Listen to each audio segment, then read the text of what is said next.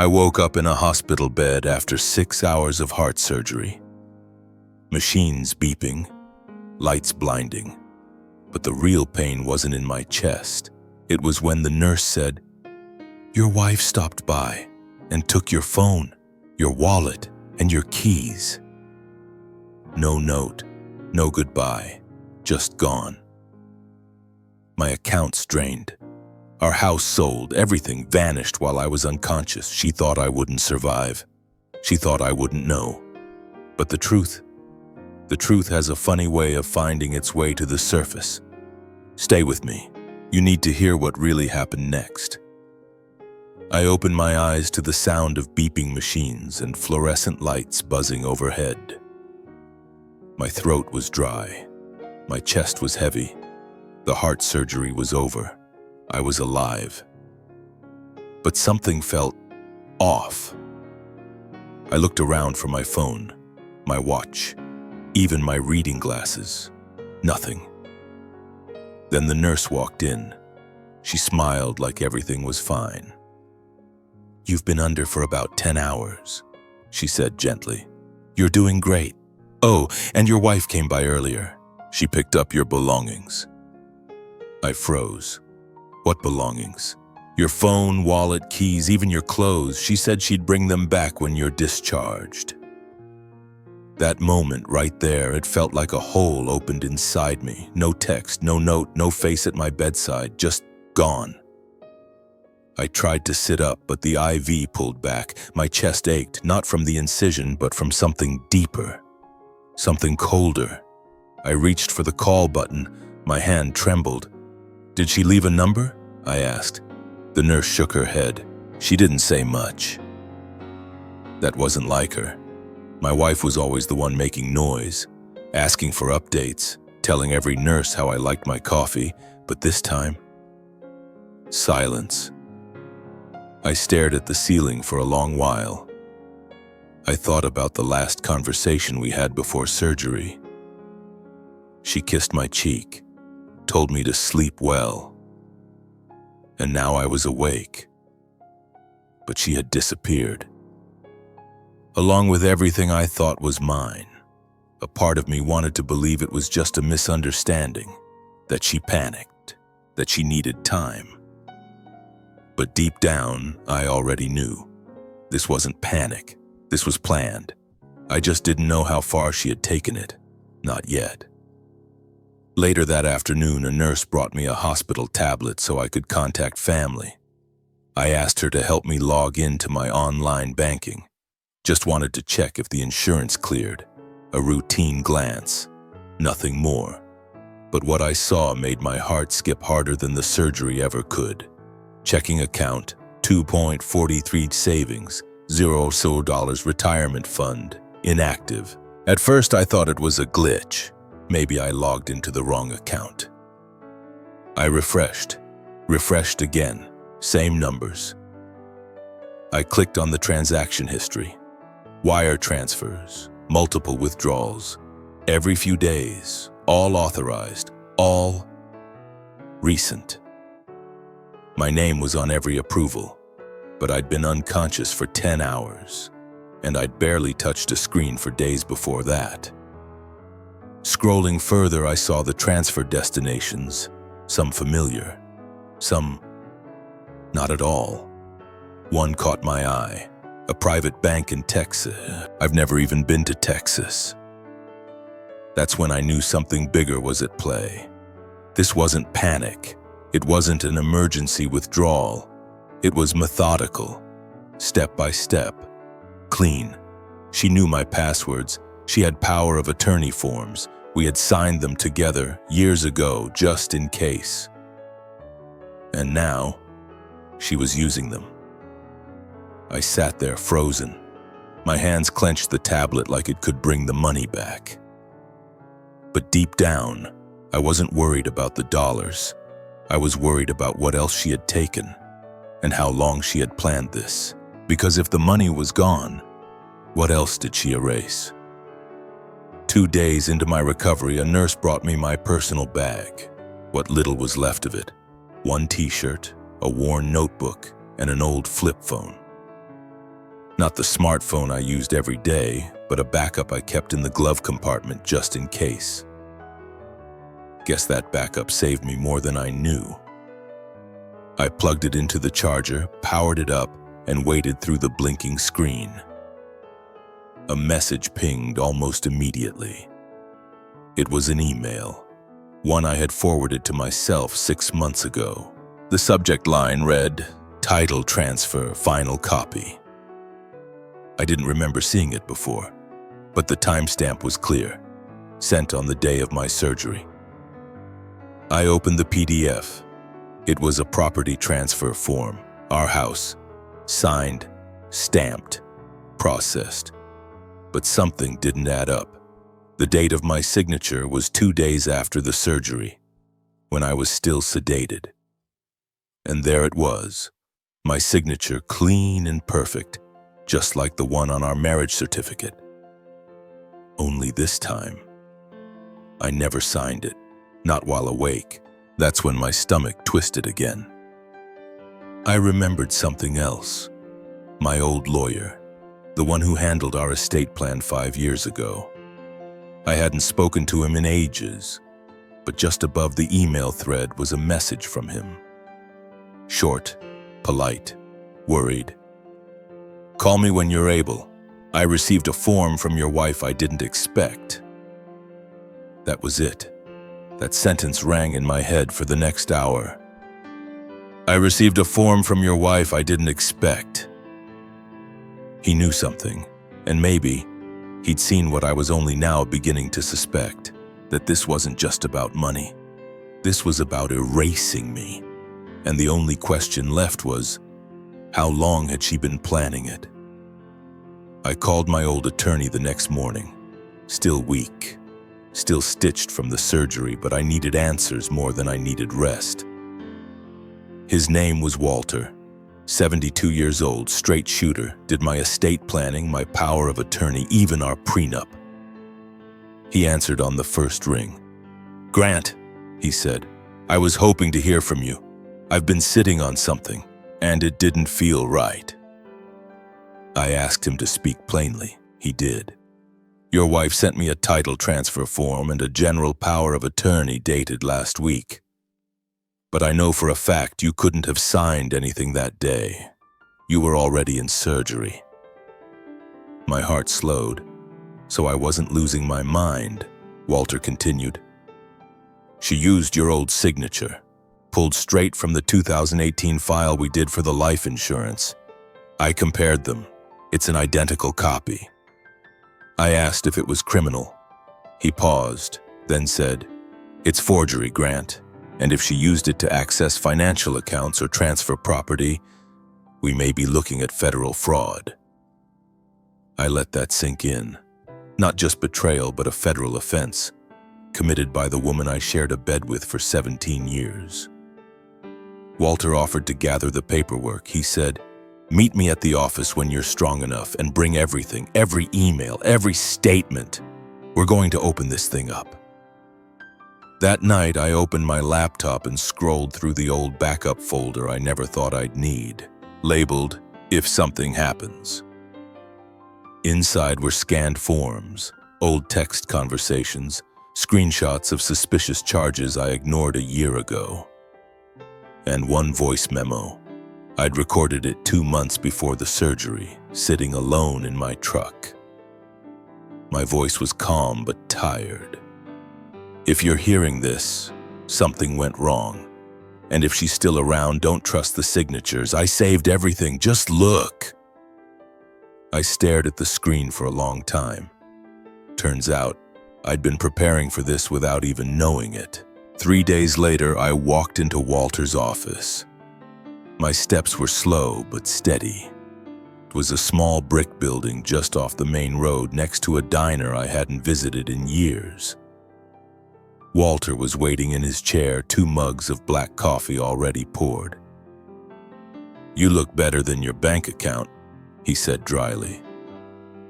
I smiled. Barely. We didn't waste time. I pulled out a folder, a real one, not just digital. Inside were Printed emails, screenshots of every suspicious transfer, a copy of the forged power of attorney, and that voice memo on a flash drive. Walter studied each page like a surgeon holding a scalpel. Calm, precise. When he reached the memo, he paused, listened, then nodded once. "That seals it," he said. She knew exactly what she was doing. He slid a paper across the table. "Fraud affidavit. We'll file it with the county recorder's office. This freezes the title transfer and halts any sale process immediately." Then came the bigger move. He made a call to a friend at the district attorney's office, introduced me, explained what we had, explained the timeline, the false signature, the intent to transfer assets while I was medically incapacitated. The DA's office asked for one more thing: a signed, notarized affidavit from me, stating I never signed those documents. I signed it right there. By the end of the afternoon, Walter handed me a thin yellow envelope. Inside, a certified cease and desist letter, addressed to her. "To be hand-delivered," he said, "preferably when she least expects it." I asked, "How soon can she be served?" Walter looked me square in the eye. "Tomorrow morning." For the first time in weeks, my breath settled. I wasn't just reacting anymore, I was fighting back, on paper, with truth and with proof. And what she didn't know was that her world was about to change. She was at a country club brunch when it happened. Pink dress, sunglasses on, wine in hand, smiling with her new crowd, the kind of people who loved pretending they built their wealth alone. Then a man in a gray blazer walked up, quiet, professional, holding a slim folder. "Are you Mrs. Carlyle?" he asked. That was her maiden name, the one she reverted to just days ago. She nodded. He handed her the envelope. "You've been served," he said, and walked away. No drama, no scene, but her hands, they shook.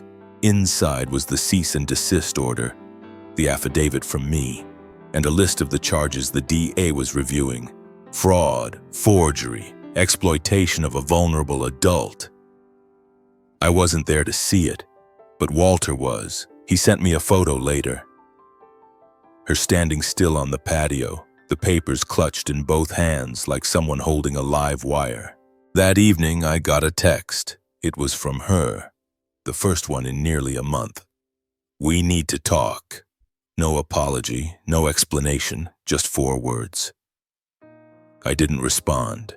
Instead, I opened my notebook, the same one I used to write down fishing trips and old phone numbers.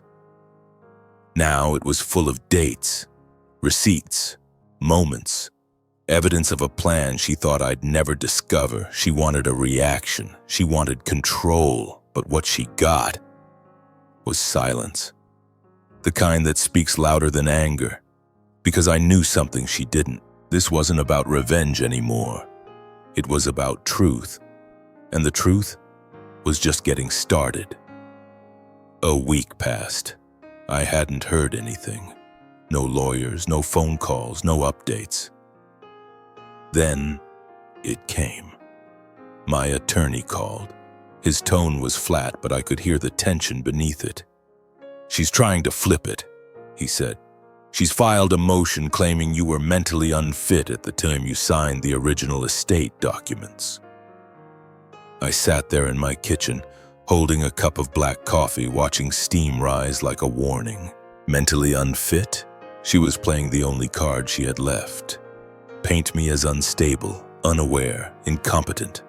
Walter sent me the court documents that afternoon. In her affidavit, she claimed I had shown early signs of confusion and memory loss, that I had frequent emotional episodes in the months leading up to my surgery. She even listed a few neighbors as concerned witnesses. The irony? Most of them had moved away 2 years ago. I felt my jaw tighten. It wasn't just betrayal now. It was character assassination. I called Walter back, asked him what we needed. He didn't hesitate. Doctor records, your surgical charts, cognitive assessments, every note from your cardiologist. He already had half of them. I spent the next day gathering everything else. Appointments, prescriptions, emails, even a letter from my primary physician, stating clearly that I was fully alert and competent just days before the surgery. We filed a counter motion within 24 hours. It wasn't just a response. It was a statement. You can steal money. You can forge a name. But when you try to rewrite a man's mind, you cross a different line. Her legal team went quiet after that. No new filings, no new accusations, but I knew better. This kind of person doesn't go down easy. They circle, they scheme, they wait for weakness. I just had to stay one move ahead, and I was ready. I was going through my cloud backups late one night, not searching, just reviewing, making sure nothing had been missed. Then I saw it, a file I hadn't opened in almost a year. It was labeled Garage Cam 0712 didn't move.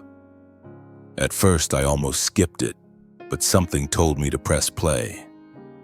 The footage was grainy, old security cam quality, but the audio was clear. It showed my garage, middle of the afternoon, sunlight beaming in through the half-open door. She was there, standing with a man I didn't recognize, maybe a realtor, maybe something else. She was smiling, laughing. The man asked, "Are you sure he won't mind?" And then she said it, clear as day. Her voice, boots, and cold. "He's not going to wake up, and if he does, well, he won't be in any shape to fight me." She walked to the shelves, grabbed one of my old military boxes, tossed it aside like junk. Then she added, "I get it all. That was the plan." I paused the video. My hand was trembling. It wasn't just betrayal anymore. It was intent, premeditated, documented.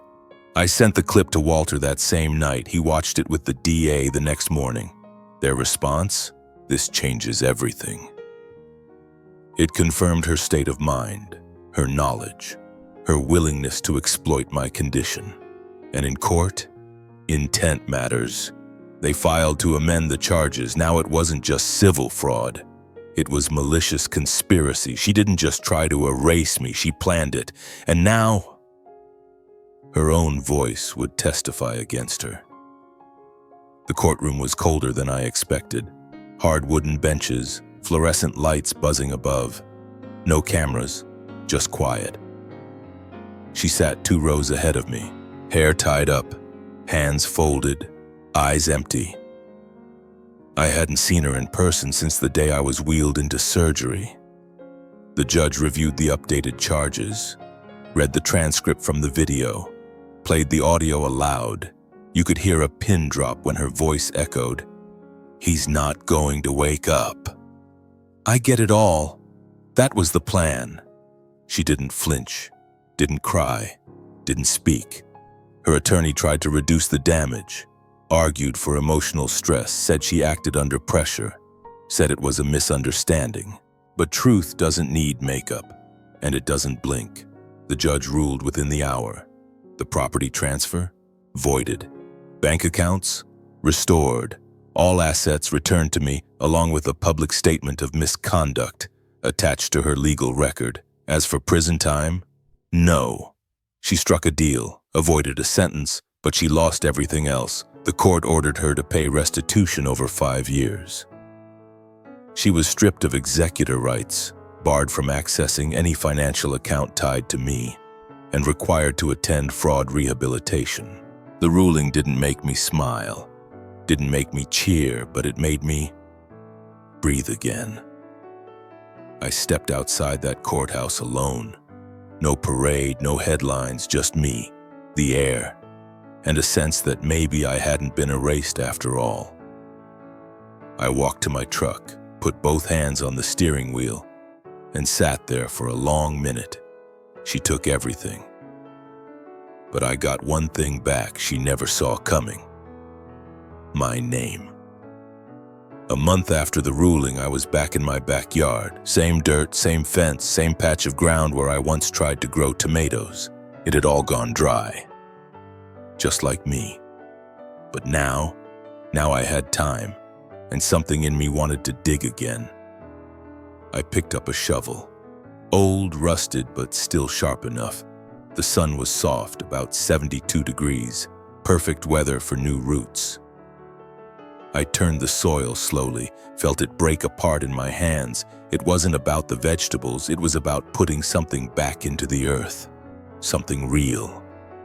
Inside the house, I rearranged the furniture, hung my father's military medals back above the fireplace, dusted off my old leather recliner, sat in it for the first time in weeks.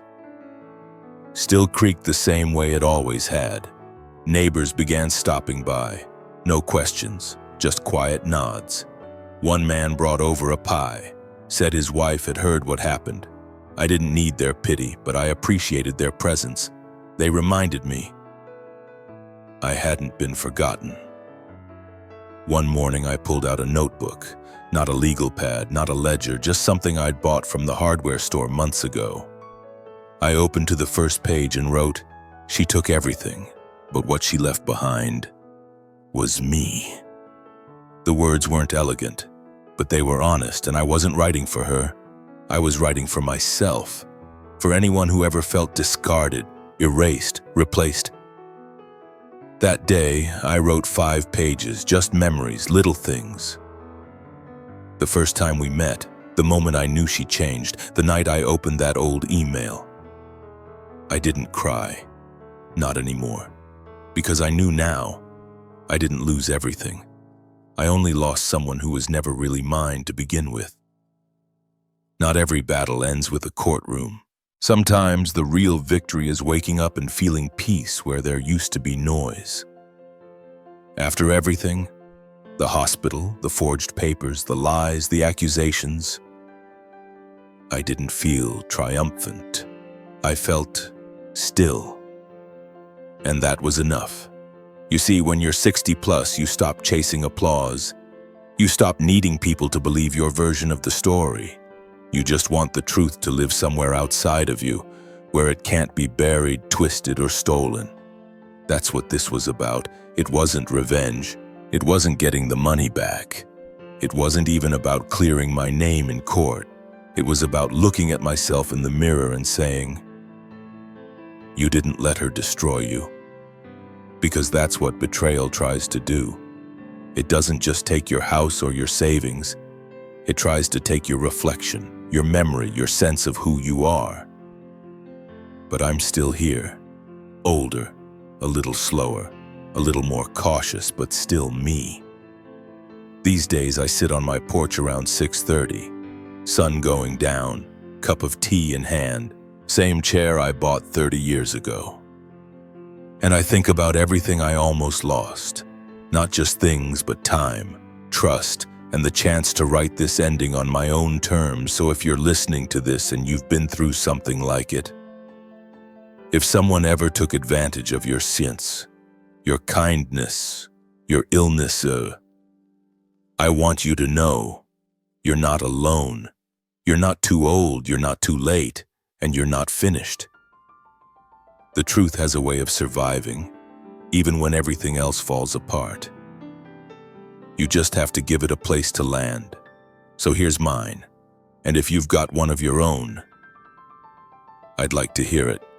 Drop a comment, share your story, or just say, "I'm still standing." That's enough, because some of us weren't meant to be loud. We were meant to outlast, and brother, if you're still breathing, you've already won. And one more thing, if you think this was the end, you haven't seen what she did next. Go ahead, click the video waiting in the corner of your screen. Top right if you're ready, bottom left if you're still deciding. But whatever you do, don't scroll past this moment. Save it, bookmark it, come back when you're ready. And while you're here, hit that like button, share it with someone who needs to hear it, and subscribe. Because the next story, it hits even harder, and I promise you won't want to miss it.